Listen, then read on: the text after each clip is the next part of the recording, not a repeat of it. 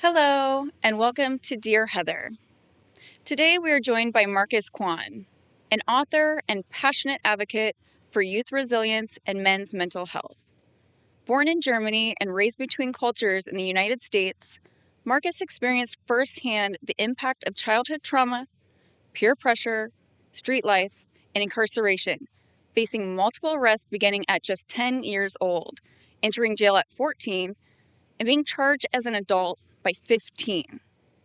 After years of chaos, he transformed his life through faith, fatherhood, education, and a deep commitment to understanding psychology and healing. Today, he lives in Arizona with his family and uses his voice to share a powerful message of redemption and growth. His debut book, The Streets Won't Love You Back, tells the story of his journey from pain to purpose. As a strong voice during Men's Mental Health Month, Markus speaks openly about the hidden toll of emotional suppression, cultural expectations, and an unaddressed trauma, especially in men.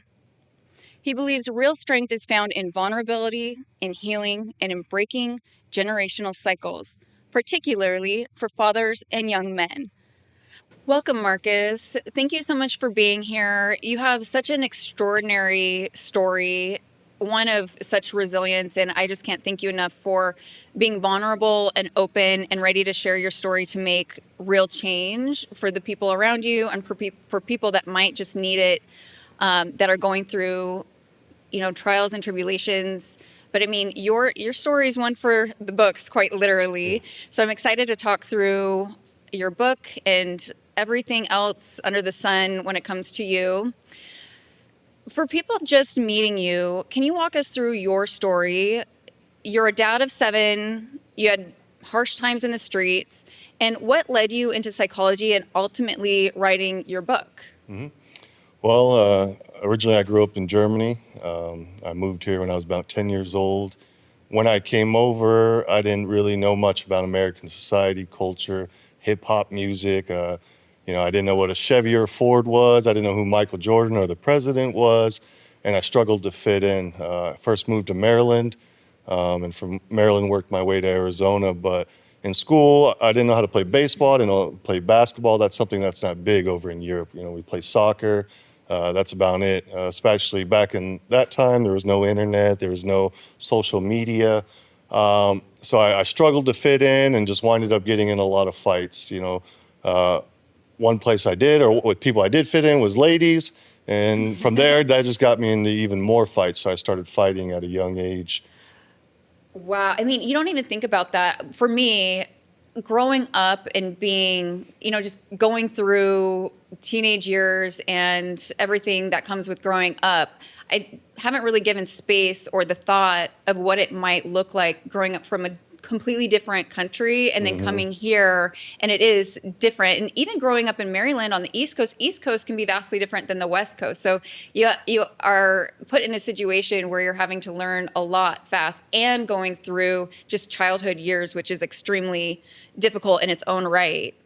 Now, it is Men's Health Month here in June, and you talk about how boys are taught to toughen up early and how.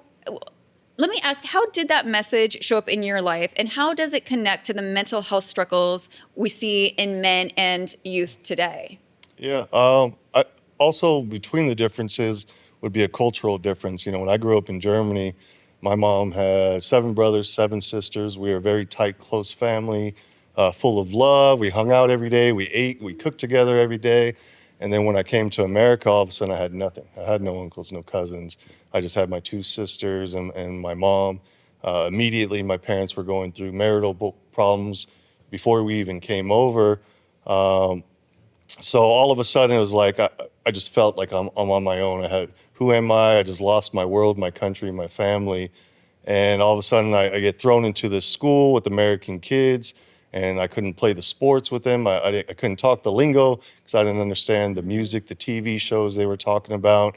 Um, I try to trade like baseball cards, basketball cards, have no idea who the people are, and I'm getting ripped off. And so it was a real struggle culturally as well to fit in. But, I learned very fast that nobody's going to come help you. Nobody's coming to save you. If you're getting in a fight, you're struggling, you're crying, you're confused, you're lost, there's nobody there to take care of you. So that's when I just started fighting, because you're going to take as a man, I feel, even as a young boy, you take your sadness, your pain, your rejection, and you turn it into anger. All right, I don't know how to deal with this, so now I'm angry. I'm going to fight this person or these people, and I got that anger at a young age. And again, I think that is very important to discuss, because when we talk about even culturally here, and I'm not sure if it was like this in Germany, but here in the United States, we do have this structure around being tough. And so I think fighting is under that male pillar of being Right. tough, and so it's not necessarily showing you how to show up in a reasonable way in which you are in control. Because I feel like when you're giving away a certain amount of control when you're fighting, because Right. you're kind of leaving it, and it's kind of fighting fire with fire. You're not really making change. Right. And I could imagine that alongside with from Germany to here, the identity, where and what is your identity at that point? It's got to be very confusing. The one standard thing that I think would resonate across either Germany or here is, being tough, being that male toughness in fighting. So that does make sense. And unfortunately, do you think you would have had that same mentality if you grew up here? Yeah, 100%. I can't say it's like an American thing necessarily, especially modern day Western influences spread across the world. But from what I saw, especially at a young age, I grew up in 90s rap music, 90s hip hop, West Coast, East Coast battles. And since I didn't really have friends and fit in anywhere, the only place for me to fit in was with my sister's older friends. And they were all gangsters, West Side City. So they let me hang out, they let me tag along. They were drinking 40s and smoking weed and stealing cars. And so at 10 years old, 11 years old, I'm running around with these guys doing things, trying to keep up and speak their vocabulary, which being around gangsters, you can't be vulnerable. You can't be talking about your emotions. I'm sad, I'm hurt, that hurts my feelings. You're like, and with the older kids, you're like, I got to be tough, I got to be able to ride and die with them. So that made it even more tougher. I feel like it was like a shoe-in for you almost to adopt that lifestyle, because you have voiced you didn't know the sports, you didn't know any of these things, but the one thing that had open arms was this chaotic lifestyle. 100%. The open arms was the streets. Like, hey, you don't fit in anywhere. You can't play sports. You can't do anything. And all of a sudden, I have this group of people that says, you belong here. You can fit in with us. We like you around us. And for me, I wanted to impress them. So, sixth grade, I'm smoking weed. I'm drinking alcohol. I'm trying to keep up with the older kids. And to me, I thought that was, being cool, and I was from a boy slowly becoming a man. This is what men do. We fight, we drink, we smoke, and with the influence of hip hop music and music videos, like I want to be like them. I want to emulate them. I want to be Scarface. I want to drive lowriders and sell drugs and get, that's going to make me a millionaire is like the impression that I had. You hear the joke pretty often, and hip hop made me do it. And yeah, I'm a person with my own brain and mind, but the influence of media and music is so strong, especially these days with social media. The way it hits your brain, you're like, yep, I think I'm in the right place. I think this is the path that I'm supposed to take. I don't think we talk about that enough, about how social media, I mean, we didn't have social media back then, but even nowadays, how influential that can be on youth, especially not displaced youth, but maybe youth that don't really have a safe place or really know a true identity or don't have that core here. Now, I want to focus on your book. Your book is called The Streets Won't Love You Back. I love that title, by the way. I just love it. What's the core message, and what do you hope people take away from it? Yeah, the term that I got is from music, from the hip hop culture, where the hood loves me, the streets love me. I'm the G, I'm the gangster, I'm the king. Everybody knows who I am. And in reality, nobody knows who I am. Your neighbor 6 houses down don't know who you are. The people over 2, 3 streets over have no idea who you are. And because you are weak and other people are weak and insecure, they form groups, they form gangs, unfortunately. So the streets won't love you back. The message is like, look, you don't need to go down that path. There's other choices for you. There's other avenues that you can take. And there's a light at the end of the tunnel. Don't don't go down the same path that I took. So I go through my different, things that I went through, different obstacles that I faced, different things that I did, and how I learned from those. And it's also mixed in with a little scripture. Not only did I find ways to get through all this pain and struggle and suffering, but I also found my way to the light. Your story is just so unbelievable. I keep thinking as you're talking, at 10 years old, that's a child. Right. I mean, my son is 17, and to me, he's still a child. I couldn't imagine him going through half the things that you were going through before you hit your teenage years. Right. To me, that is absurd. And like you had spoken about earlier, this isn't uncommon. We just don't maybe put the spotlight on it like we need to, and it's not as talked about. Instead, we just see, a child acting out or has behavioral problems. But if we really look to the core of the issue, we need to understand that youth and young children that are having these behavioral problems or acting out or always wanting to fight and kind of only using resources that include violence or hate or just misalignment with how you're supposed to be acting, there's generally something happening at home or in that child's surroundings that needs to be looked at further. I don't think children are just born into be like a rebellious 100%. person. Yeah, it's not in their DNA. Talking about being a parent, we see the symptoms. We see, like you say, we see the behavior. They're acting out, but you can tell a little bit. The same with adults, what kids are going through by what are they watching, what type of music are they listening to, and we have no idea what they're doing out there in the streets. They could leave the house dressed as a pastor boy, and then when they get to their friend's house, they pull out their backpack and change their clothes. My dad left around the age of 14, so I was being raised by a single mom.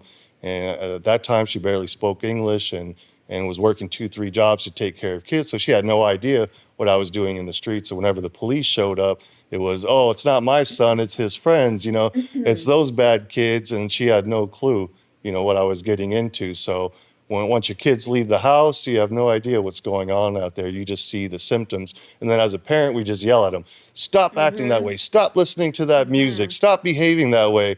Well, whoa, let's go back a little bit. Why are they listening to that music? Why do they resonate with those lyrics in that music? Why do those idols and those icons resonate with them? Why are they walking, talking, dressing a certain way? And then, go from there. Find the root, not the symptom, not the Band-Aid, but why are they being that way? Exactly. Did you ever try to talk to your parents or your mom about the difficulty that you were facing in not fitting in with school, or was that very internalized? I think it was very internalized because as a kid, you don't think about that. Like, I'm not, hey, mom and dad, why am I not fitting into school? Why don't people like me? Why is this happening to me? You just figure it's normal, especially for me. There's a lot of things I didn't understand in American culture and society, and I didn't want to feel dumb. I didn't want people to laugh at me, so I just kept it inside and pretended like I knew what was going on and what people were talking about.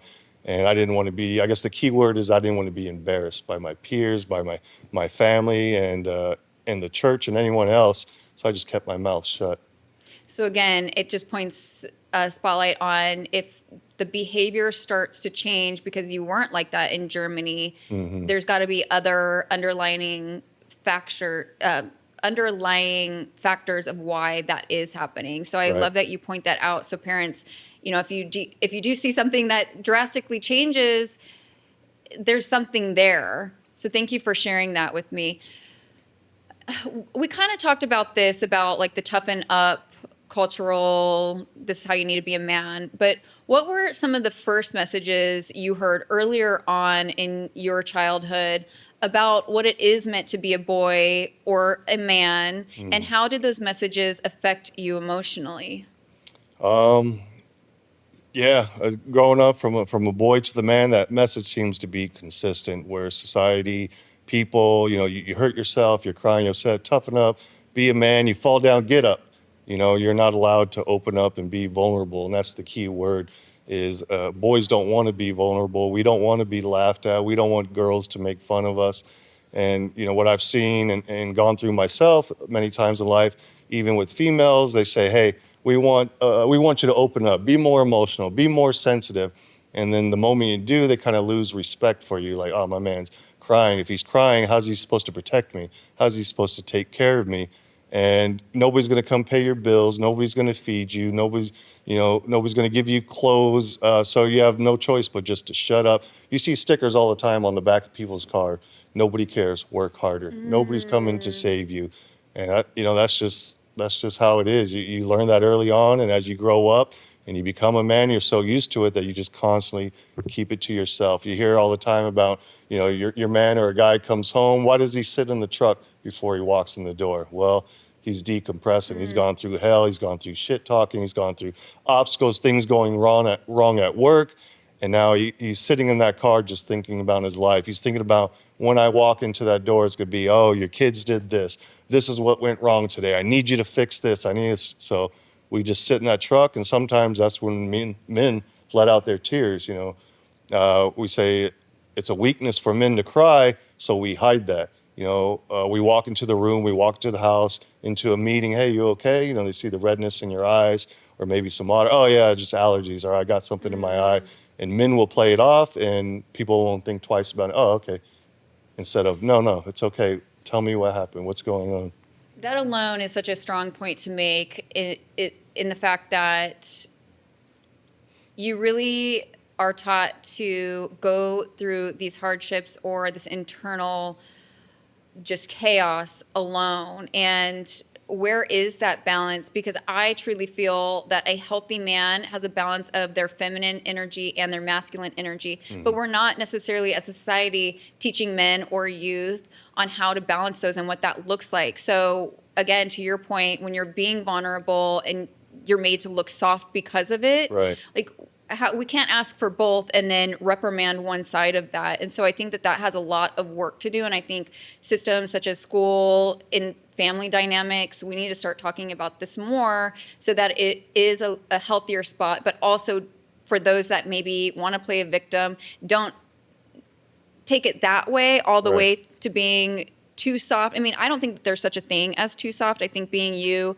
exactly how you are meant to be, is the most beautiful thing you can be. Right. But I also think, and I talk about this a lot on my podcast, of the fact of being authentic is really genuinely being all the things, the soft, the hard, all the things that incorporate you as being a human. It doesn't have to be one thing. And so many times we try to fit into this bubble of one thing. Right. I'm tough. Right. I'm soft. Or, when realistically it's really all the things. And we just need to learn as a society of how to honor that.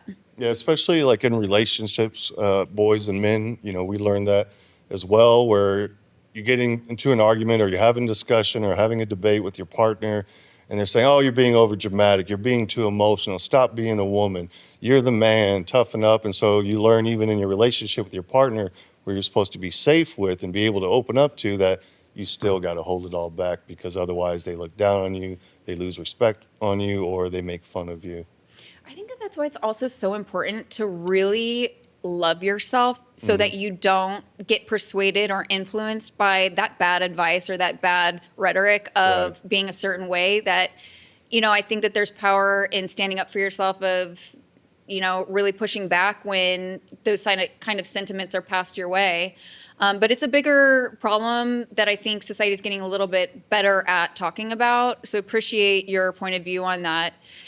You've talked about moving from Germany to America and not fitting in at first. What was that transition like, and how did it start shaping your identity? We talked a little bit about this, but when you came to the States,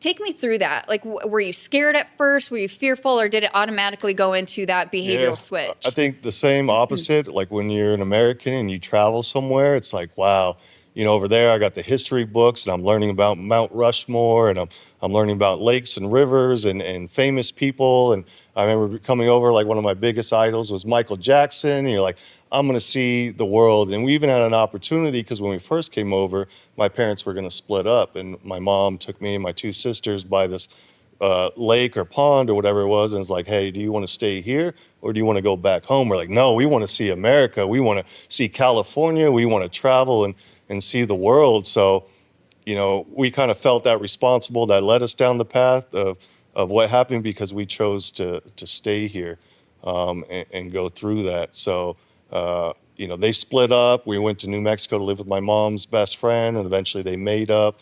And my father had a brother here in Arizona, so we moved to Arizona.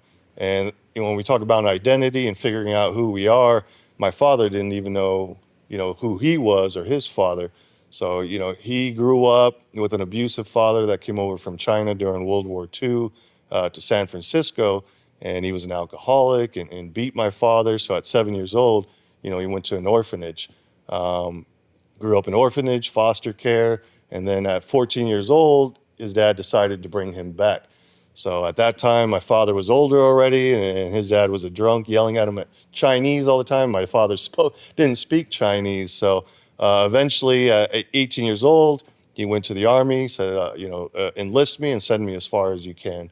And so he ran away to Europe where he met my mom. So by the time we moved to the States, his father was dead and gone. In earlier times, before he went to foster care, from the story I get from my grandmother, is CPS came and took her away because they didn't have enough money, and he was developing rashes from using napkins as diapers. And so when she got out of jail, she was so afraid of his father that she ran away. And so my dad really didn't know who his mother was, and he had his own identity crisis and not having family. So it wasn't until maybe 15 years ago that he met his mother for the first time and met his half siblings for the first time, cousins and uncles.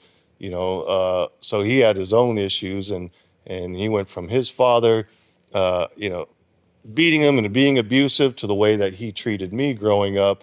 And that leads into how I am with my kids now is stopping the cycle of toxicity, stopping the cycle of verbal abuse, and saying, okay, I'm going to choose love instead of hate. I'm going to choose, instead of saying, oh, my childhood was bad and I was hurt and wasn't raised properly, to I'm going to do something different, and it stops with me.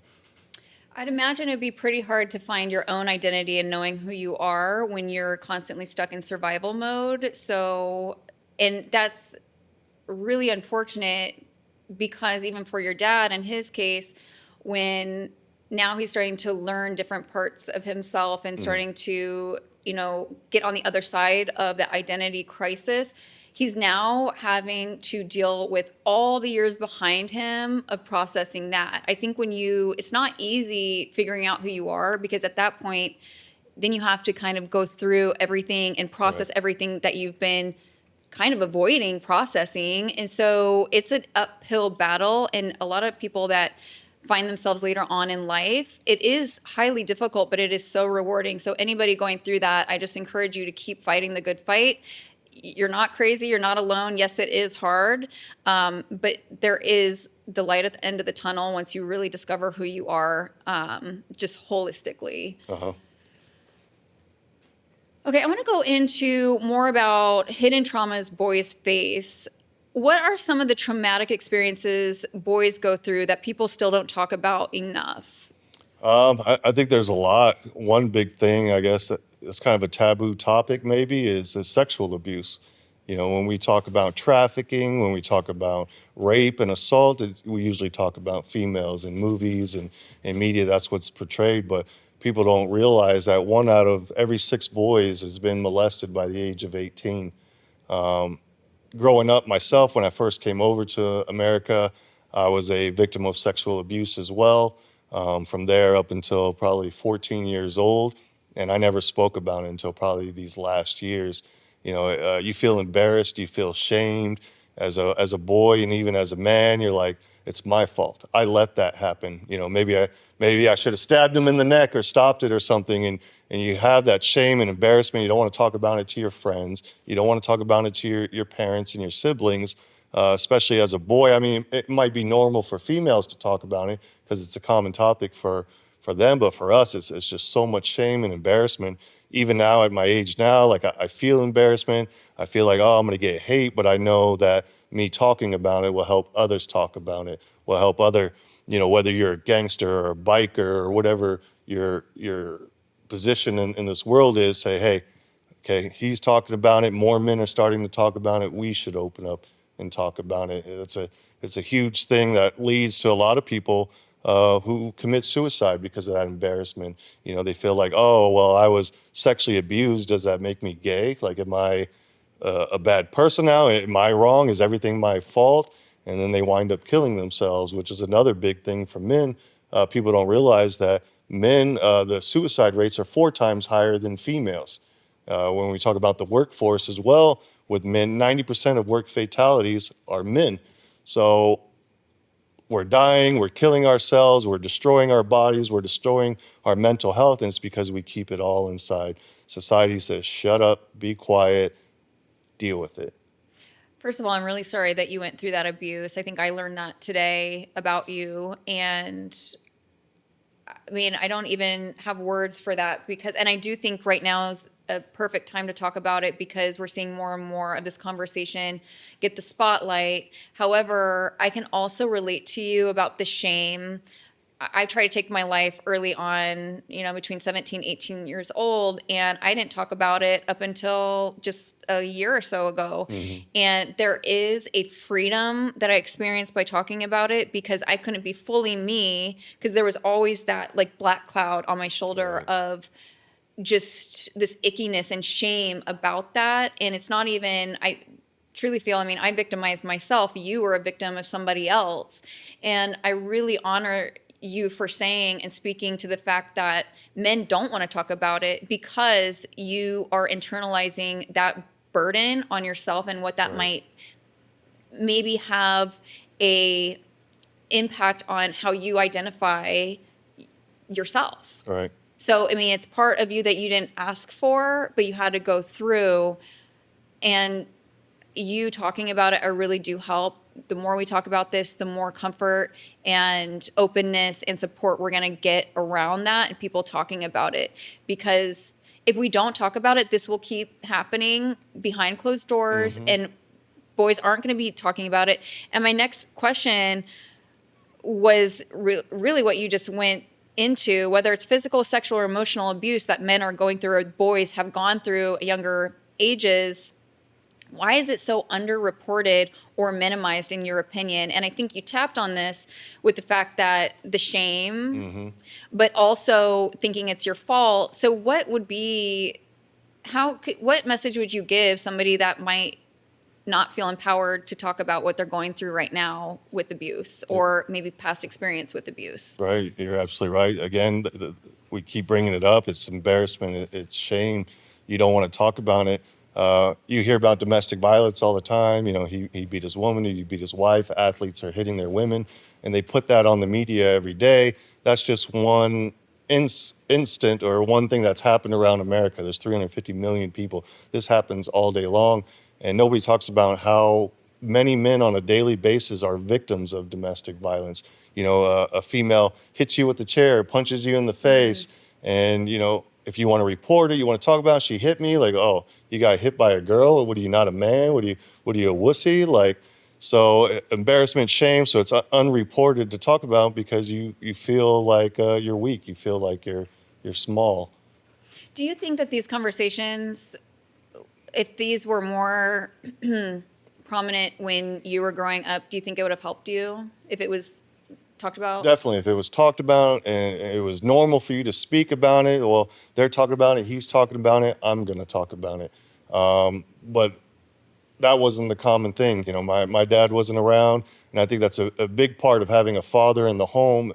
It's so common and normal these days for people to break up relationships over emotions, and our kids being raised by single women, which I believe plays a big part in the streets, especially when it comes to minority children, where they big portions grow up without a father in the home to teach them how to be a man, how to deal with those emotions, how to use logic and reason. So here's an example. They go on the street, they're at the bar, they're at the club, right? Somebody steps on their shoes or bumps into them, and now they're emotional. They're, oh, what's up? Why'd you step on my shoes? That's it. And now, you're getting shot. Today on the news, some 18-year-old kid got arrested for shooting somebody in Times Square. Like, it's an emotional reaction. You need the fathers in the home, the men around to raise the boys, to help them go through, like, hey, when I was sad, when I was hurt, when I was abused, this is how I got through it. The same thing we're doing now, having a man sit here and tell the other men out there in the world, like, it's okay to open up. It's okay to talk about it. This is how I got through it. That's a lot of what's in my book is I went through these different situations.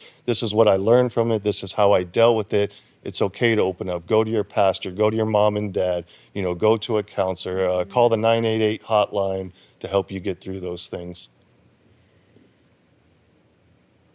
Yeah, I think a lot of the times when people pop off, that's obviously a product of a system that has gradually been building. It's almost like the steam is filling up that person, and then that one small thing can just be a domino effect into lashing out. Right. And that can come out in many different ways: self-abuse, abuse of your partner, abuse of other people, being overreactive in communities where you're just willing or you're just ready to start a fight. I mean, yeah, you do see it everywhere in social Right. media. I think that there was this weird video going around where some guy was chasing this other guy out of the parking lot in front of his child, and it was over something so small, maybe a parking spot, Right. you see this all the time, but it's like, what if something that small can pop off? And it's scary when you think that these men have young children at home, because how are they regulating their nervous system before because kids are hard. Right. They can really poke at your patience, even for a normal person. So somebody kind of living on the edge of popping off all the time, Right. I mean, it can create a world of trauma for those around them. But you talk about, the spiral from the peer pressure, the drugs, alcohol, violence. How does an unhealed boy start looking for belonging in the wrong places? And we kind of tapped on this earlier, of you finding just a place with the wrong people because they Right. were with open arms. Right. Growing up, especially with these older kids and even older adults, seeing them driving nice cars, having jewelry, having money, having girls, the same thing that we see in music videos now, you're like, wow, I want that and I want to belong. And in order to be cool and to belong, I need to do these things. So, by 10 years old was my first arrest. I got arrested at Walmart for stealing. I was trying to impress some girls. So I stole some cigarettes and bubble gum and like stupid shit. And it just kept going from there. I got arrested 3 times for minor consumption, because I was already drinking at a young age. So by 14, I was arrested 3 times for drinking alcohol. I had 2 or 3 different arrests for curfew, for being out past 10 as a minor. And then something that you never hear of often, I was arrested for truancy, for not going to school enough. You got to be in school at least 80% of the time. And I was always ditching school and running around. So by 14, I had many different arrests. And at 14 years old is when I first started going to jail and going to juvenile detention center. I didn't know you could get arrested for that. Yeah, 100%. I mean, I knew that the parents can Yeah. get in trouble. I did not know that you could get arrested I for thought that. maybe like I'd get detention or I'd get scolded or have like a conversation, but all of a sudden I'm in handcuffs and like, what am I in handcuffs for? Oh, well, truancy. I'm like, really? Holy crap. So I don't know. I just I felt didn't like even I know got that arrested term. for everything and anything. I think most kids don't. They don't take it seriously. Oh, I ditched school. It's not a big deal, but apparently it is. And I'm sure you're not really thinking about school when you're you're living through street life. It's totally Right. two different, platforms of living. Well, I think that's another big thing as far as boys and men, especially, is when we talk about school is, uh, don't be a square, don't be a nerd. Why are you in those books, or why are you acting, you're so white, or whatever it might be. focus on this. And you have that actual belief from your peers and from media that, okay, school is only going to get me sitting in a cubicle making minimum wage. But if I go out here and hustle, I could retire at a young age. I could be on yachts and boats and women. And that's how I thought. I thought I was going to be rich and famous. And even in my teens, as I got older, hanging around celebrities, selling weed, selling mushrooms to celebrities and athletes, like I'm like, okay, I'm getting up there. I might do something with my life. Like, who needs school, right? I feel like we need to do a better job as a society for not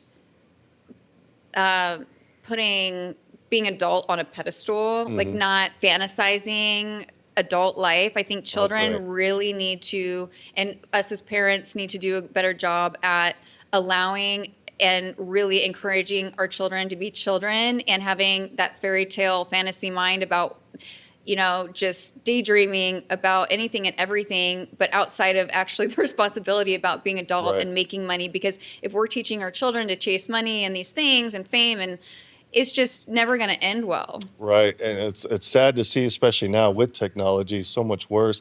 They want to be influencers, and with Facebook and Instagram and filters for apps to make you look sexy, pretty, smooth skin, all that kind of stuff. Kids they have that peer pressure to look a certain way, to look like our role models, and that's one topic I want to talk about is the illusion of the media, the illusion of hip hop, as well as who owns those. When you watch a music video, your favorite rapper, whoever it is that comes out, and they got the cars, the women, the drugs, all that kind of stuff. It's all rented. It's all fake. That's not their car. Those aren't their women. They're hired models. Those chains go back to the jeweler they're just using it for marketing. Jacob the jeweler, here's his diamonds. They can't afford those $1 million necklaces. They don't make that kind of money. The only time an artist makes money is when they go on tour and they're selling tickets. But all the music videos has to be paid back to the studio. Everything that's rented gets paid back. And now with streaming, you don't sell CDs anymore. So it's downloads and streaming. An artist might make 0.0002 cents on one single stream. So they portray the image, but really after they clock out, after they leave the recording studio, after they leave that music video, they're not going home to the hood. They're not going to the crib and hanging out with gangsters. They're going to their farm in Tennessee.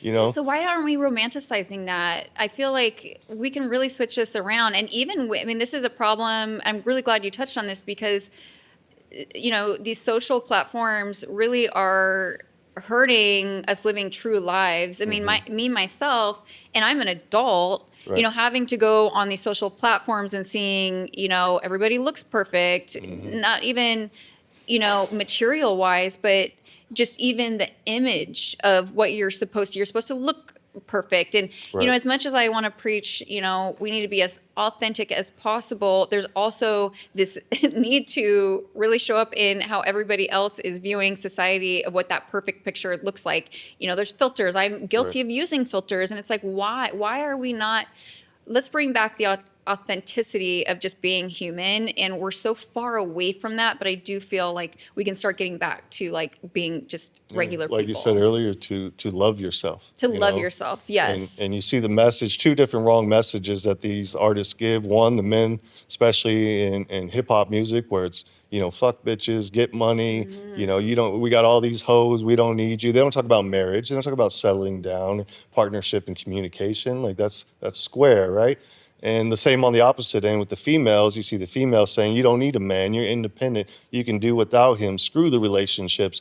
And they sit here, whether it's Beyonce or whoever it is, and they sing that in their songs, screw the men, you don't need them, do your own thing, be a boss. They leave the studio and go home to their men and cook them dinner. They play with their kids, they hang out with the family. It's like, that's all just entertainment, it's marketing, it's not reality. And what's even worse about that a lot of people don't know, is that not only do these corporations that own the record labels and they sell sex, they sell the money, they sell this fake dream that nobody, maybe 1% will ever accomplish, but those same corporations that own the record labels own our prison systems. They own the jails. So 1 minute they're profiting off of you buying T-shirts and albums and whatever the artists are selling, cars, clothes, shoes. blah, blah, blah.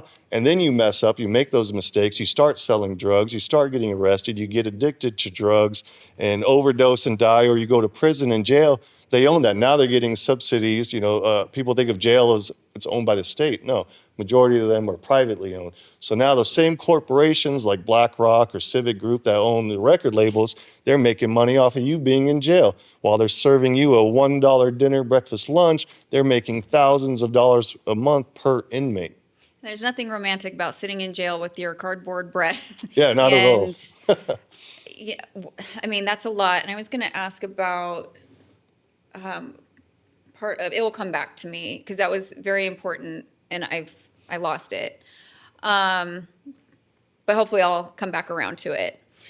When you zoom out, actually, let's go here. What was the turning point that made you, oh, that's what it was, sorry. The jail system. I didn't know that they were privately owned. And that makes complete sense. I mean, it's just like the pharmaceutical. We are in this system, and I think a lot of it is going to hit an implosion point where we start to rebuild. Because I think people are catching on slowly but surely. I really do. And it is being brought to light through conversations like this. But everything in society is designed to either keep us addicted, sick, Right. in the system, anything that profits those that are like FOMO, the puppeteers. fear of missing out, right? Fear of missing out, or fear. They sell fear. If you don't buy this product, you won't be beautiful. If you don't buy this car, you won't be cool and you won't go fast. If you don't buy X, Y, and Z, then you're not going to fit in and you're missing out. It's constant fear. I've spent over 15 years as a sales manager now in my career, and that's the number one thing we sell is fear. You got to do it now. If you don't get this deal, this special we're doing, 50% off, you're never going to see it again. So maybe we need to start helping people realize that fear is a facade. And again, I think that boils down to loving yourself and knowing yourself. Right. And not the ego self, like truly, like I said, that's why you have to get real with even the parts of you that you think are not so great. Honor those, love those. That's what makes you unique. And the more that we start accepting those things, the more that the perfect life doesn't even seem like you would want that. Right. You know, it's really that's the a journey. big lesson that I teach my kids at a young age, all of them, is what being a leader and a follower is. And say, hey, look, all right, at school, they're gonna want the special shoes and pants. They're gonna want a certain album, and they're gonna like a certain artist. Oh my God, we'll just say Justin Bieber, right? But in reality, they don't really like those shoes. They don't like those clothes. They don't like the music or whatever it is that they're hyped up about. It's just that they're followers and they want to fit in and be cool like everybody else. Don't be that. A real leader doesn't care. Oh, you got those shoes? I don't care. Whatever. Coming from Germany to here, like I said, I didn't understand American culture, so I didn't know what Nike was. I didn't know what all these different name brands was. So even now today, from a kid till now, majority of my clothes are from Walmart. Like, I don't give a shit. They're made in the same factory with the same cotton from the same farms. Like, I'm not going to pay a lot of money to wear somebody else's name on my shirt. And I think as parents at a young age, that's something that you have to instill in them, because those are the seeds that grow. So when they get older, they're like, I don't care. I remember, I think it was ninth grade, I finally convinced my mom and I said, buy me a pair of Nikes. I want some Nikes, and then she finally did for Christmas. They were like $120, which, in the 90s was a lot more money. And I remember when I first put them on and I got up and I kind of walked around, like a little kid does. You want to see how fast I can run? Yeah. And I was like, what the hell? Like, okay. These aren't any different. Yeah, I don't feel any different. And I never bought or asked for Nikes again after that. These right here, I do have some Nikes on now, but these were given to me by my sister-in-law. But I'll go to Burlington Coat Factory, Marshalls. Like, I don't care. It's the same rubber, the same nylon from Taiwan or Bangladesh or wherever they're made from. And at the end of the day, it's just material things. And also for me, I mean, I like nice things. I like the quality for things to last. However, I don't care how rich I get, I will never be walking around with these like Louis Vuitton purses. I think I'm so sorry. I find it so cheesy when people are label happy. Right. It just, to me, it's like you're using that as an identity to feel like you have self-worth for something. I think what society doesn't realize, and if they actually did their research, would probably make them feel a little bit stupid, is that rich people consider Louis Vuitton like bottom shelf. That's not something rare. $1,000, $1,500 purse. There's millions of those in the world. That's not, oh, you got a $1,500 purse. Like, you're not cool. You're Correct. stupid. And as you go up the chain from Louis Vuitton to Balenciaga and so on, like you're actually carrying around the bottom shelf for rich Well, people. not only that, like you mentioned, it's made out of factories. When we were going through this tariff issue, a lot of these countries that manufacture these high-end designer purses or designer items, they came out, it was all over TikTok at one point, and it was saying, you guys, those purses that you're buying for $800 to $1,500 to $3,000, whatever it may be, and that's on the Right. lower end, we make these for $100. Now we're going to sell them to Right. you to combat, because they were upset with how tariffs were impacting them. So Right. they're like, we're just going to give away the secret. You guys can buy this for $100. Even deeper than that is, that's the price, that's stupidity there. But when we talk about childhood abuse and trauma, look at what these corporations are selling, what they're getting in trouble, what they're getting fined for, what they're being connected to. Like I think it was Balenciaga recently, they came out with the owners and the CEOs being connected to child Child trafficking. trafficking. But you're up there like, oh, I got a Balenciaga. That's cool. You're giving your money to some child traffickers. Like, does that make you feel All good? these big corporations. Follow the money. Where does the money go to? Even Disney is under scrutiny right now. I Right. mean, you think about all these, we are hitting a ceiling right now where a lot of these big corporations and these oligarchies are really facing, they're having to face the fire finally. Right.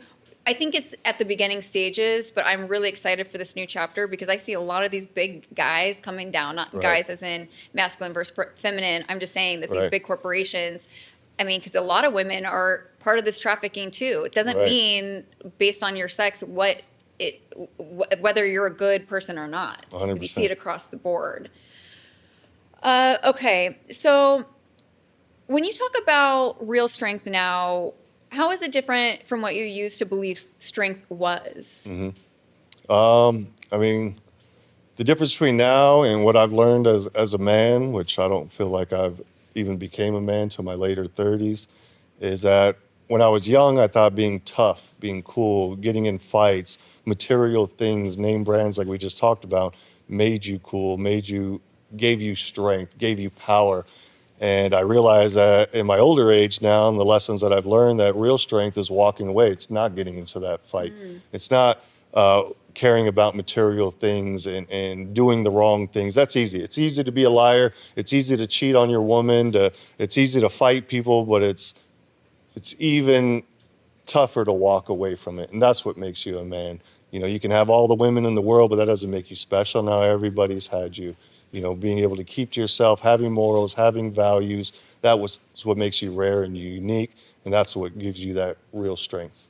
I also find it such a powerful strength to be able to alchemize certain situations, and also alongside of that to have a very calm nervous system. That's what I've been working on. Right. I used to be a very reactive person before I knew who I was and Right. who I wanted to be. But having that calm nervous system so you don't overreact, so you don't lead with anger, so you don't lead with fear has a significant part in my life right now, because I always try to go back to that, okay, let's regulate the nervous system and go through avenues that will actually make a difference instead of fueling the fire. And a lot of time it feels good to be angry sometimes, but does it really? Because after you're still pumped up, you're still heated Right. after you have Right. those instances. And that's not a good feeling, not to me. Some people get off on it, but that's their own journey, and eventually they'll find that brings nothing but heartache, havoc, and just ultimately a terrible life. Right. Regulation is the key. And what I've learned in counseling, especially as a guy, when we talk about emotions, our testosterone pumps. And I learned you don't just get mad. You don't just go from happy to instantly mad. There's symptoms that lead up to that. You're grinding your teeth, you're clenching your fist, you're tightening your muscles, and then you go from that to exploding.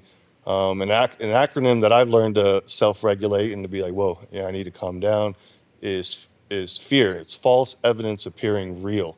Is what I'm thinking, my emotions, what going on, is it true? Is it factual? Is there evidence of it? Is there proof of it? Why am I so upset? Should I really be bothered by it? And then just letting it go and focusing on what you control. I had an interview yesterday at my work. I work in a steel mill as a ladle furnace operator, and I'm trying to take that next step. And that was one of the interview questions. Well, how do you deal with negativity around you? Well, I don't. I don't respond to it. I focus on what I can control. And if there's other employees that have an issue, and if as a leader I need to step up and intervene, well, what's the root? What's the problem? Usually when people are angry, they're upset at each other, there's a communication issue. There's a difference of opinions and views. I like this meme that you see all the time on social media, and it has a guy on each side, and it's the number 6. And he says, that's a 6. And the guy on the opposite side says, that's a 9. Well, they're both not wrong, and they're both right. It's just a different perspective. So again, we talk about self-regulating is breathing, taking that in, false evidence appearing real. What are you afraid of? What's the problem? What's the issue here? Yeah, we need to talk about or give even our youth those tools early on to start practicing, because everything, it takes practice, it takes time. But before, again, reacting, of maybe going through what you ask yourself, like asking those really important questions. And I feel like that gives time to let your emotions kind of settle in and be able to really be proactive instead of reactive. I mean, that's probably something they should have in school. Like, Absolutely. I can't think of a time in my life where I needed the Pythagorean theorem, but maybe, as an elective, you have a counseling class.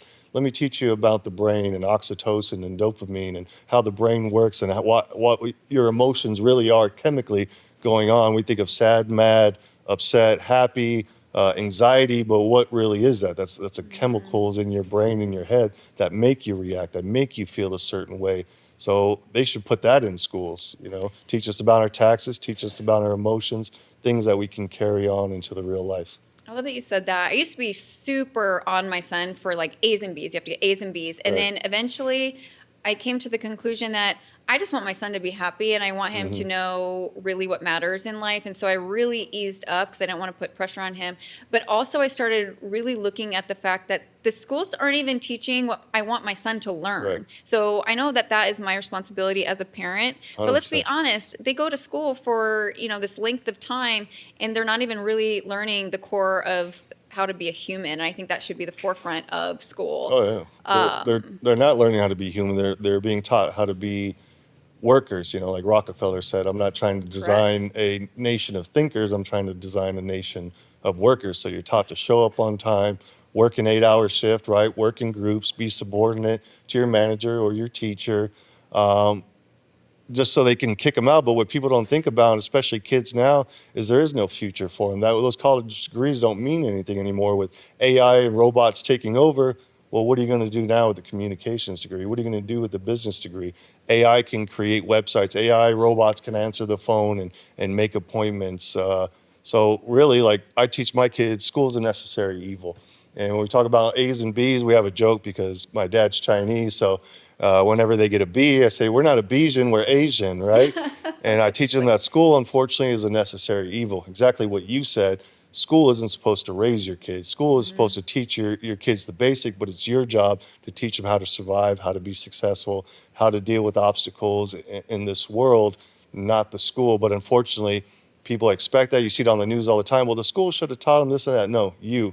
And when they come home, they put them in front of the TV, they put them in front of the tablet. That gives them all that negative exposure. And there's just bad people out there. There's Satanist groups and terrible people that subliminally put things in, whether it's Roblox or Bluey or whatever it might be, to condition these things. Let's say like the Lion King. You watch Lion King, right? And remember when Mufasa's brother had him on the cliff, and then he lets him go, and Simba sees him die, and he's like, "Dad, no!" Don't make me cry. Yeah, Come we think, oh, that's a sad moment. But in reality, you just traumatize that kid. You just traumatize it, and you're desensitizing them slowly. They're being exposed to trauma. They're being exposed to sex slowly. We talked about Disney. I just saw this recently. My kids were watching a cartoon, and I just randomly happened to walk into the room. And I always think of Disney as cartoons and positive things for the most part. And all of a sudden, like I see these two guys just making out with each other with beards and everything. And I'm like, what are you guys watching? And they're like, oh, it's whatever it was called, right? And so I go and I click back and I ling, and now Disney's mixed in with Hulu and ESPN and all these other apps. They're all combined together. and I look at the first, how it shows you new on Disney or whatever it is, and it shows the first 10. The third choice for a film to select was a documentary on Freaknik. And if you don't know what Freaknik is, that's a huge celebration in Atlanta, Georgia. And it had women in thongs and Daisy Dukes like twerking on the hoods of cars around the colleges, just like very sexual, disgusting That's stuff. And I'm like, ridiculous. that's the first time I realized, holy crap, well, I guess I can't let you guys into Disney anymore without parent supervision. Supervision. That's disgusting. Like, what the hell? Yeah, that's way Hmm. that's above and beyond. I think that they're losing their core if they've even ever had it. I'm not a big like we talked about, like even with these big huge brands. I don't drink the Kool-Aid, if you will. Right. I've always been an independent thinker, and that's very unfortunate that Disney, that used to be a safe place for parents, is now just not. That we have to monitor everything because there's propaganda for everything, and so we have to be very aware of that. But systematically, yes, it is part of the parent's job to instill these things with their children. However, I feel like society doesn't give parents enough space to do that. Our kids are in school all day, we're at work all day, Right. and then we have just enough time to relax, cook dinner, do laundry, clean the house, all these things, and then still, make time to do the best parenting we can and instill those core values in our children. And a lot of time, I think that the easiest way is just leading by example because we don't have that 100%. Yep. time. But I mean, I would love to start seeing programs in school systems just allowing that space and time for our children and growing and working together as a unit instead of these like siloed things, education one thing, parenting another thing, work another thing. It should all be very synergetic, and it's just Right. not. That's what they want. They want to raise your kids. They want to turn them into workers. I think it's like 1 out of every 3 kids is on some type of prescription. What I learned in studying psychology at GCU is that medicine should always be the last resort. Medicine's a band-aid for the symptoms. What's the symptoms and what's the root? So they want to get your kids on pills. Oh, your kid doesn't want to sit still. He's running around. He's got ADD and ADHD. Let's give him some Like that's something meth, right? bad. Let's give him some Adderall, which is one molecule off from being meth. Like, no, they're kids. They want to go out and explore. They want to function. They don't want to sit here and do some cookie cutter stuff. They're all meant for unique things, whether it's being an artist, being a mechanic, and so on. As a counselor in the universities, I used to tell my students all the time they didn't have confidence of going to college. I'm not smart enough. I didn't do good in school. I was like, well, me neither. I didn't get my GED till I was 32. But if you judge a fish by its ability to climb a tree, it'll Right. spend its whole life thinking it's stupid. We're all individual. We have a different worldview, religious views, and we're meant for different things that God has a plan for us. That's also a good point because school systems aren't formed or created to help each individual child, and there are so many different individuals that need different just help. And honestly, when we talk about ADHD in youth or even that neurodivergent realm, that is a gift. Right. That's a gift. And you can't just stick them in a normal, even ADHD. You think about what that actually means as far as somebody with ADHD that has that mind. They're meant to do so much more. They're meant to have their mind and body moving to create. And instead we're told, okay, sit down, stop talking, all these things. But that's a disservice. That's Right. shutting down the core of who that child is. And honestly, I hope that changes That as makes well. me think of, you just made me think of something I recently saw. It was talking about the value and the price of a bottle of water. So you go to the gas station, a bottle of water is $2. If you go to the stadium, that bottle of water is $10. You get on the airport, that same bottle, or on the airplane, that same bottle of water now is $15. So it's not that the product is anything different. It's just you're in the wrong place. You're in the wrong location. The same with an individual. You have a value in one place. You might be a screw up. You might not be an artist. Might not be mechanical. You're worthless. But in the right place, the right location has a different value. We don't need to just go and read books, memorize, pass a test, move on to the next, and then go out into the world and be a cookie cutter employee. We all have different gifts that God give us, and unfortunately, society, schools, media, all that stuff just puts this cloud over us that forces you down a one-size-fits-all path, and that's just terrible and unfortunate. And I think that they know that. I think that that's part of their whole agenda is to make everybody conform to this one solitary way of living, and it's not good for any of us. That's why we probably do see a lot of mental health issues these days. Now, really quick, what was that turning point that made you realize you wanted a different or needed a different life than what you were going through with the chaos, like you mentioned, in jail, or you were by 15, you were actually convicted?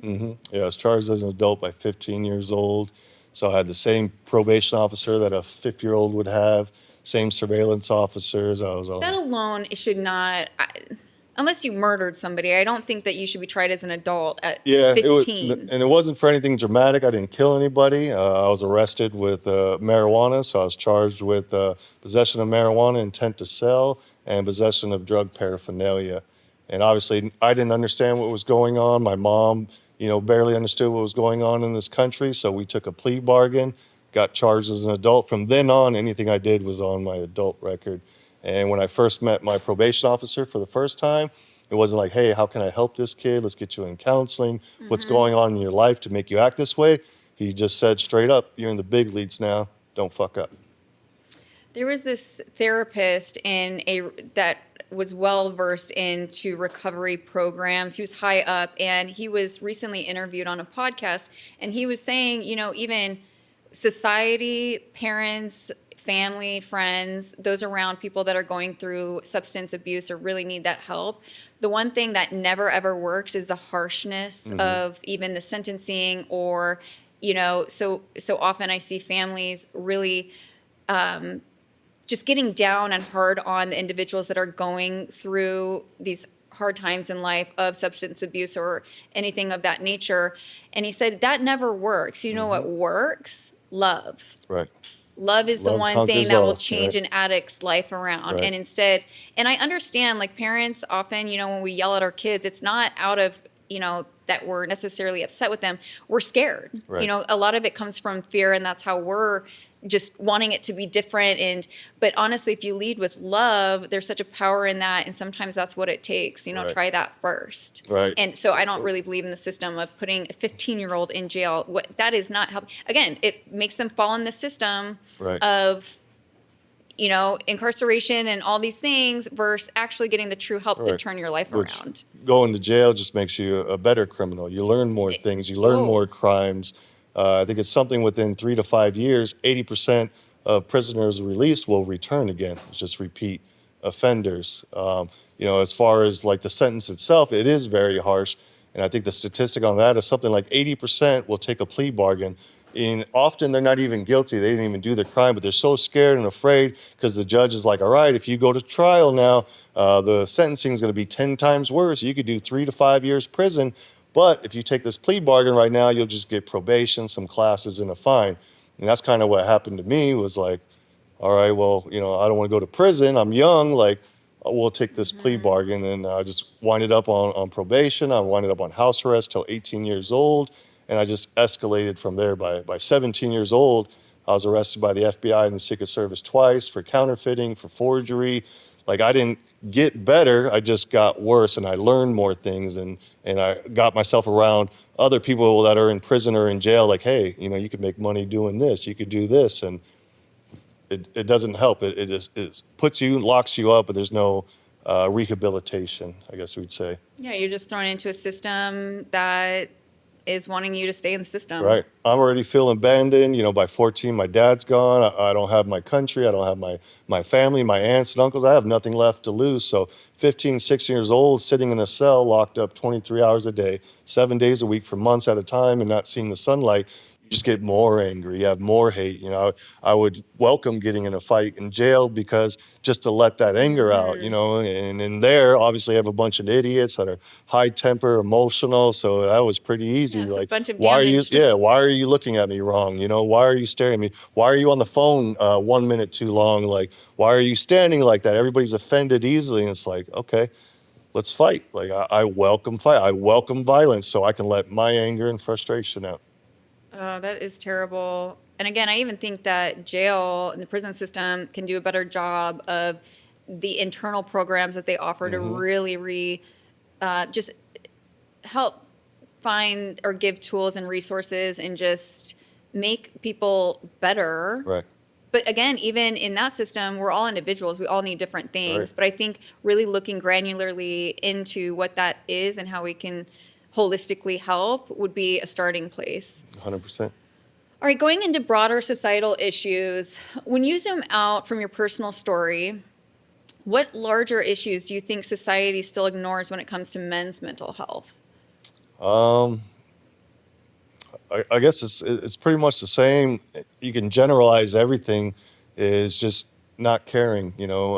They're men, or we're told our whole life that we ain't shit. We're dogs. We're pigs. We're liars, cheaters. We're absent fathers. You just basically grow up being told you're a piece of shit.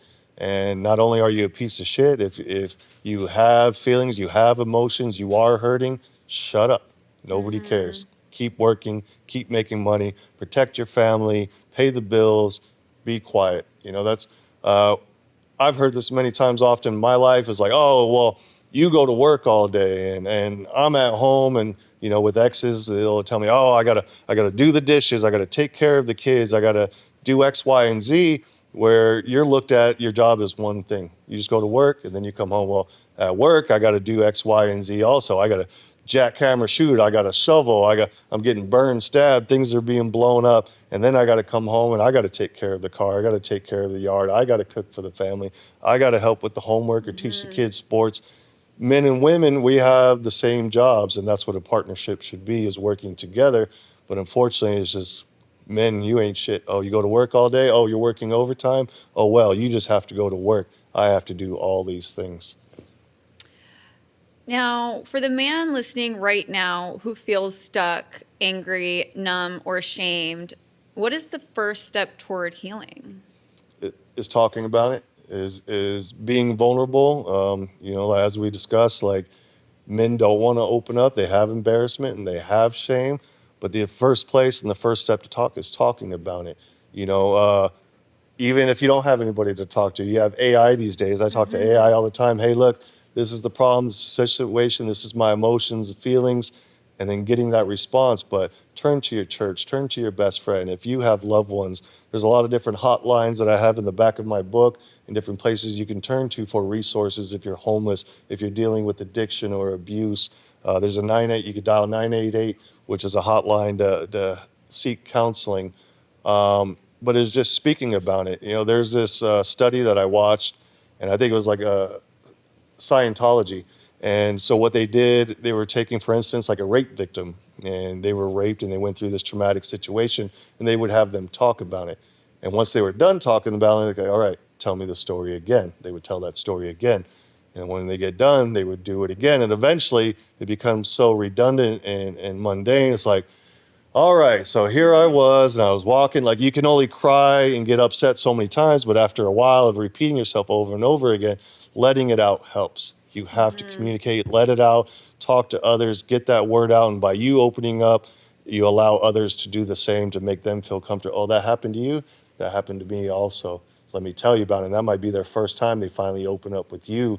Okay, well, I talked to that person about it. Maybe I can talk to a counselor about it, or maybe I can talk to another person. So, summary, just open up, just start talking about it. And I love that you said that, because I find, again, going back to when I tried to take my own life and then I didn't talk about it for 20 years, I find the hardest step, and people don't talk about this, the hardest step is actually saying it out loud for the first time. Right.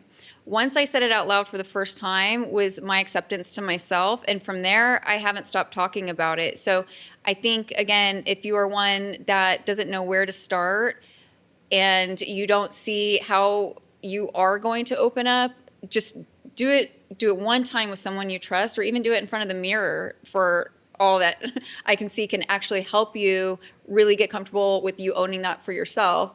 And you might be surprised how that will help you be able to talk about that more and more. And from there, it just is kind of like a snowball.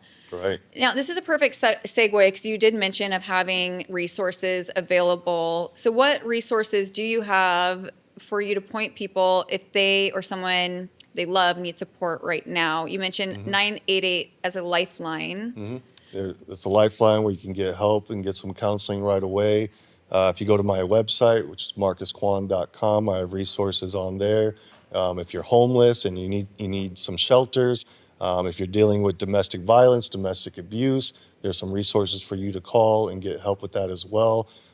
That's my main goal, is to take my story and help as many people get through it.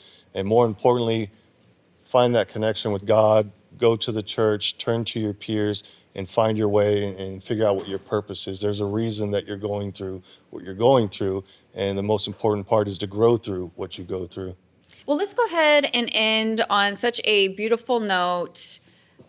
I'm really excited to read your book. For anyone who sees themselves in your story, what do you hope they receive from The Streets Won't Love You Back?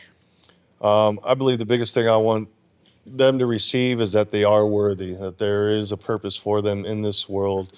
You know, the biggest things that changed me in my life, that took me from the streets and started to help me withdraw from what I thought was the right path, was becoming a father, you know, having my daughter and raising her. And then two is building a relationship with God and finding my purpose.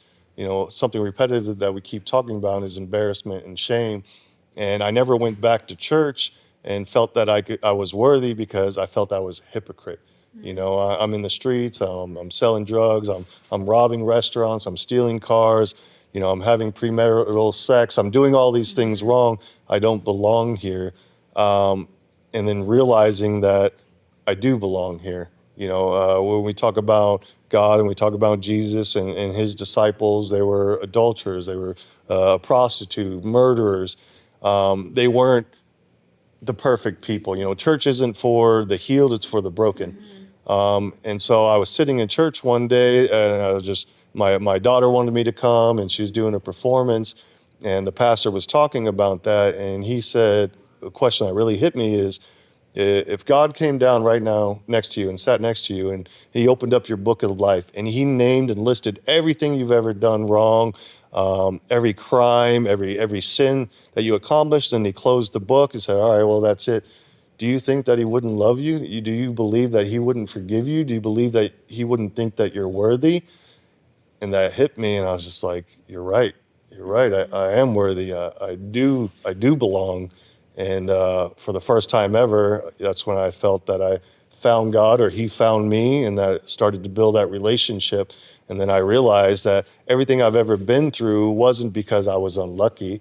You know, I wasn't abused. I didn't hang out with gangs. I didn't go to jail and all these different things because I would just happen to be an unlucky person. Is because he wanted me to go through those things so that I could help others do the same.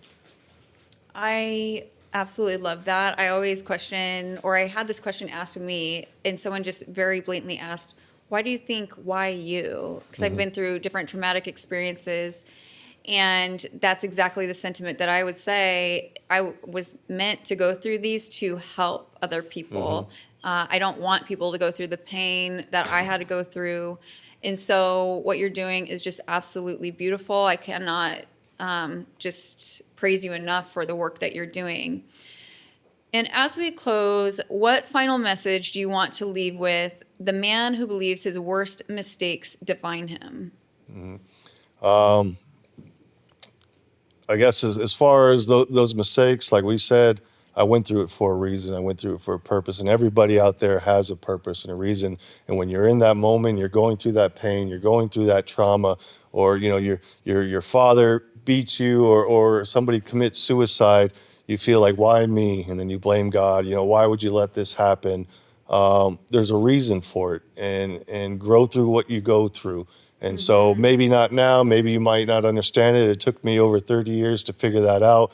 But what you're going through, God has a plan for it. And one day you're going to touch somebody, you're going to change your life by opening up, being vulnerable, communicating about your experience, and realizing what your purpose is to help others. We're all meant to be here to help each other, to love each other. It's one of my favorite sayings and quotes is each one teach one. You know, find somebody, take your story, just one person, pass on your lessons to them, pass on your gifts, pass on your philosophies and things that help you get through this world so that others can do the same. And I think that you keep that healing journey going the more you talk about it, even though if we're on the other side of maybe the harshest turbulence that we could go through, it's still, we still learn, we still grow. It's constant uphill, right? Let's go ahead and show the audience your book. And is there maybe something out of there that you want to share as a final? Yeah, definitely. I think a common question people ask me and that we ask ourselves, and for fun, we say, if I had a time machine, you know, would you go back in time and change anything? And you'd like to say yes. I wish I didn't go through that heartache or have to deal with that death or do anything that put me in jail. But then you wouldn't be who you were. You wouldn't go through all the different things that make you become now. Maybe you'd be, you know, a square sitting in a cubicle living, you know, this terrible life. There's a reason that we go through everything. So I wouldn't take anything back. You know, there's a lot of pain that I wish I didn't feel, but I'm glad that I did. So I have a chapter that I wrote in here that was, if I could go back and talk to the younger me, you know, what would I say to myself? I love a good read right from the book. All right. And while you're finding that, is it Amazon that they can find your Yeah, book? if you go on Amazon, if you type in Markus Quan, it's Markus, last name Quan, Quan, it'll pop up. You can download it on Kindle. You can get a paperback or a hardcover. And I've listed them pretty cheap. You know, I don't really make anything off it, $1 or $2, just because I'd rather the message get out there and help as many people as I can. It's not about the money. You know, we talk about everything that you go through in life, and I always say when you die, the king and the pawn go in the same box. You know, you can't be buried with your material objects in your car and your houses. All you can do is die with your memories. So I feel that everything I went through was for a purpose, and when I die, I feel that I want to make sure that I accomplish my purpose, which is to help as many other people as possible. Extraordinary. All right. If I could talk to my younger self, I'd sit across from the 10-year-old me, baggy clothes, already angry at the world. I wouldn't yell or try to scare him straight. I'd listen first, because what I really needed back then wasn't punishment. It was direction, love, truth, a vision bigger than the block I was stuck on. I tell him, you're not a man just because you're not scared to fight. You're not a boss because people know your name in the streets. Real strength is being able to walk away from dumb decisions and still keep your dignity. Real power is being able to control your emotions when everything around you is trying to break you. I tell him he doesn't have to earn love by being the toughest, richest, or most feared. Those people who really care about you won't ask you to hurt others or yourself to prove your loyalty. That chasing validation from the streets is like drinking salt water when you're thirsty. It never satisfies, it just poisons you slowly. If I could talk to the 14-year-old me who thought making fast money was the only way to get out, I'd say you're not a criminal, you're just scared of being poor, scared of being a nobody, scared of being left behind. But listen, the fear is lying to you. You've got so much more inside you than you're settling for. There's a talent you haven't even tapped into yet. You just haven't been shown how to use them. I'd look into his eyes and tell him the hustle is a trap. It makes you feel powerful but keeps you powerless. You think you're in control, but you're really being controlled by money, by image, by fear, by addiction to be somebody. And I tell him the truth, that nearly 1 in 3 Black and Latino boys in America will be arrested before the age of 23, that over 75% of inmates return to prison within 5 years, that youth who experience trauma are 3 times more likely to attempt suicide, that over 80% of incarcerated youth have experienced at least one adverse childhood experience like abuse, neglect, or family instability. I'd say your trauma isn't your fault, but your healing is your responsibility. You can't just keep pushing it down forever. It leaks out eventually through anger, addiction, depression, and violence. The same pain that hardened you can also be the pain that humbles you and helps you change. To the 16-year-old me, I'd say, I know you think being cold and disconnected makes you strong, but I promise it just makes you numb. Real strength is being able to feel and not fold. It's being able to cry and not call it a weakness. It's being able to say I'm hurting without feeling like you've failed. I tell him that God always has been there, even in the jail cells, even when no one visited, even when the gun was in my face or when my boys were dying in front of me. I just wasn't listening. I'd say, you don't have to understand everything to start trusting something. Jesus isn't just for church folks. He is for the broken, the lost, the outcast. That means he's for you too. For I know the plans I have for you, declared the Lord, plans to prosper you and not harm you, plans to give you hope and a future, Jeremiah 29:11. I'd tell him that freedom isn't about getting off probation or out of jail. Freedom is a peace of mind. Being able to sleep at night without looking over your shoulder, it's laughing without guilt, loving without shame, walking with purpose, not paranoia. And finally, I'd say this. You're going to lose people you love. You're going to disappoint yourself and others. You're going to carry regrets, but that doesn't have to define your story. God doesn't waste pain. If you choose to rise from it, your story could be the reason someone else doesn't fall. That is incredible. Well, I can't wait to buy your book myself and read it fully. I couldn't imagine a better ending to this episode. And I just want to truly thank you for being vulnerable and starting these conversations. Obviously, my goal with Dear Heather is to change the world, and especially starting with one discussion at a time, whether that's in your own household, here, in a podcast studio. Right. Just having these conversations is so dire right now, and just keep the good work going. I can't wait to touch base with you in a couple months and see where everything's at. And just thank you, Markus. Also, if you want to, I know you've talked about your website already, and on any socials, Instagram and TikTok, that would be at Markus Quan, which is MarkusQuan. I don't know why I said, did I just say Markus.Quan? Yeah. Oh my If you go to my website, markusquan.com, I have all the links to my socials. So definitely, if you're looking for some information, you're looking for resources, if you're looking for help, or you want to follow blogs to learn different philosophies and lessons, or how to talk to your children, for the parents out there about different topics, go to markusquan.com, check out my blogs, follow me on TikTok and Instagram, and we'll pray for you and wish the best for you. Thank you. I love that. Thank you so much. This has been Dear Heather. Thank you for being a part of the conversations that matter. We'll see you next time. All right, you guys, that's a wrap on this one, but the conversation doesn't end here. It just can't. So here's how you become part of the movement. Share this episode with someone who needs it. Follow the show so you're always in the room when it matters. Drop a review. It's how new people find us. And tag me on social media, because I want to know what hit you, what challenged you, and what you're going to do differently because of it. We're not just talking about change. We're building it one episode, one conversation, one person at a time. I'm Heather Godby. This has been Dear Heather. Let's change the world one discussion at a time.